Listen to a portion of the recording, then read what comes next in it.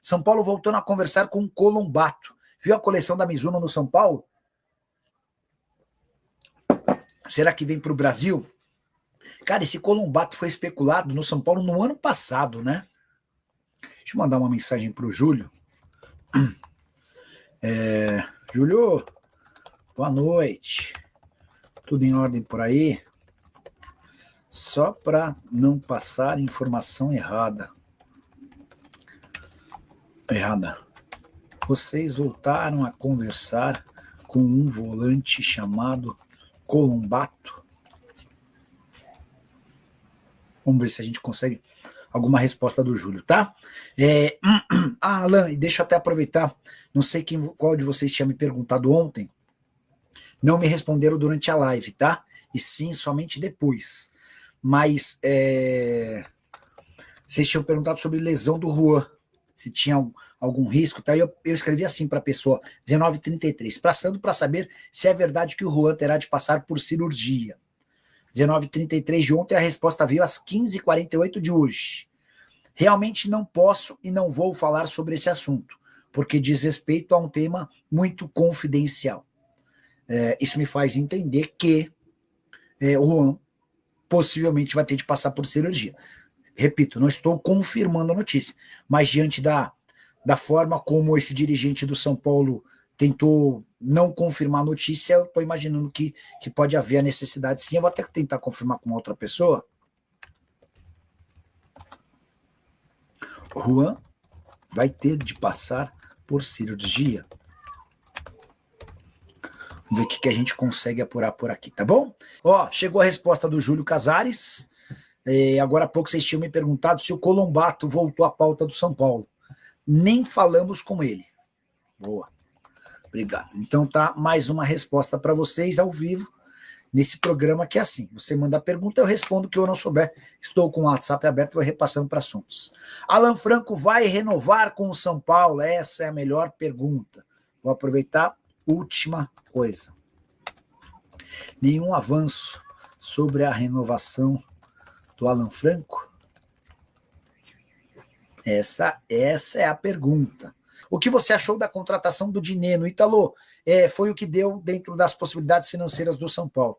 Confesso que quando eu informei para vocês, baseado no que eu ouvi do empresário, que o Carlos Vinícius era uma alternativa, confesso que eu olhei com desconfiança. Depois o próprio São Paulo deixou vazar a notícia de que de fato conversava com o Carlos Vinícius. Mas a grande verdade é que o Carlos Vinícius está num patamar financeiro superior ao que o São Paulo pode gastar hoje. Entre salário, direito de imagem e luvas, o Carlos Vinícius estava pedindo mais de R$1 milhão por mês. O Dineno chega, depois de rescindir o contrato com o Cruzeiro, para ganhar na casa dos 600 mil mensais. Acho que é um jogador, é um centroavante de área, se você souber aproveitá-lo, cruzamento na área, cabeceio, você pode até tirar proveito. Resta saber se ele vai ter condição física, porque no Cruzeiro ele se machucou bastante. Ele até ia bem, só que aí em agosto do ano passado ele sofre uma lesão de ligamento cruzado anterior, passa quase um ano fora e depois tem problema de fratura no nariz e problema de púbis. Aí ficou difícil de jogar, né? Mas se o Juan estiver lesionado, o São Paulo não é obrigado a renovar o empréstimo, porque se lesionou aqui, igual com o Ferrarese, Thiago, depende muito do acordo do São Paulo com o Sassuolo. O Sassuolo é dono dos direitos, o Sassuolo pode exigir que o São Paulo recupere o jogador, assim como o Sassuolo pode falar, deixa que a gente recupera, o contrato de empréstimo tá se encerrando e não vai ser renovado. A palavra final é do Sassuolo.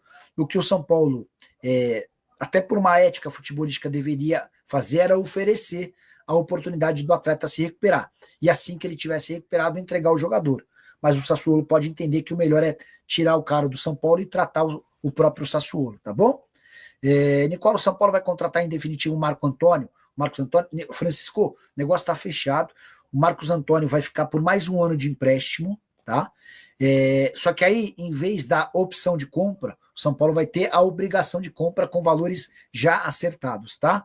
O valor que o São Paulo precisaria gastar para comprar o Marcos Antônio agora, R$25 milhões, será pago a partir de 2026. Então, o que o São Paulo conseguiu foi mais um ano de empréstimo do Marcos Antônio com obrigação de compra a partir de junho de 2026. E o São Paulo está bem contente com essa história, porque entende que hoje o Marcos Antônio já vale pelo menos R$50 milhões. Acho um número um pouco exagerado, mas esse é o número que vem do São Paulo, tá bom? Preciso falar agora sobre o São Paulo a respeito de um patrocínio. Coisa de 15 dias atrás, cheguei a contar para vocês que existia otimismo no tricolor em relação a um novo patrocinador, que ficaria no Omoplata no lugar da Viva Sorte. Só para relembrar, o São Paulo precisou rescindir o contrato com a Viva Sorte a partir do momento em que a empresa de capitalização acabou se tornando uma casa de apostas esportivas. Haveria conflito com a Superbet, patrocinadora master, e o vínculo foi rescindido. O São Paulo, inclusive, vai cobrar na justiça um ressarcimento da Viva Sorte. E a partir daí, o tricolor passou a buscar no mercado alternativas para substituição. E existia uma conversa mais avançada com uma empresa farmacêutica disposta a bancar 18 milhões de reais. Nessa quarta-feira entrei em contato com o pessoal do marketing para saber se já havia um encaminhamento, se esse acordo já estava sendo assinado, e ouvi a informação de que o acordo acabou melando. A empresa do ramo farmacêutico, por opção própria, desistiu do acordo e o São Paulo voltou a estaca zero na busca por outro investidor parceiro. Só para lembrar que hoje tem duas propriedades importantes na camisa do São Paulo à disposição. Além do Omoplata, a manga, que está reservada desde o ano passado para o banco digital com quem o São Paulo tenta um acordo. Assim que esse banco digital for fechado, virar parceiro do São Paulo, ele ganha a oportunidade de expor sua marca na manga da camisa. A saideira sobre o São Paulo, muita gente me perguntando se o acordo do Grêmio com a New Balance para 2026 não pode ferir o acordo do São Paulo com a fornecedora de material esportivo.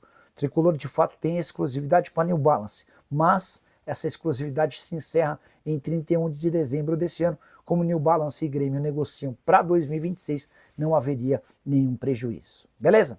Hora de falar sobre o tamanho do Campeonato Brasileiro entre as principais ligas do mundo. E aqui vem uma informação que causa espanto. A Opta, que é o mais respeitado instituto de projeções e números do mundo, classificou o Brasileirão como a 9ª principal liga do planeta. 9º lugar, atrás, por exemplo, da 2ª divisão da Inglaterra, da Bélgica e de Portugal. Eu acho que o Campeonato Brasileiro está bem distante dos principais torneios na Europa, mas até eu que acho isso, considero a 9ª colocação pro Campeonato Brasileiro uma afronta. Não acho que o Campeonato Português, por exemplo, que tem 3 bons times, tem um nível melhor do que o nosso. Não acho, tenho certeza que o Campeonato Belga não é melhor que o Campeonato Brasileiro. E discuto muito se a Championship, a 2ª divisão inglesa, tem mais capacidade, potencial e qualidade que o futebol brasileiro.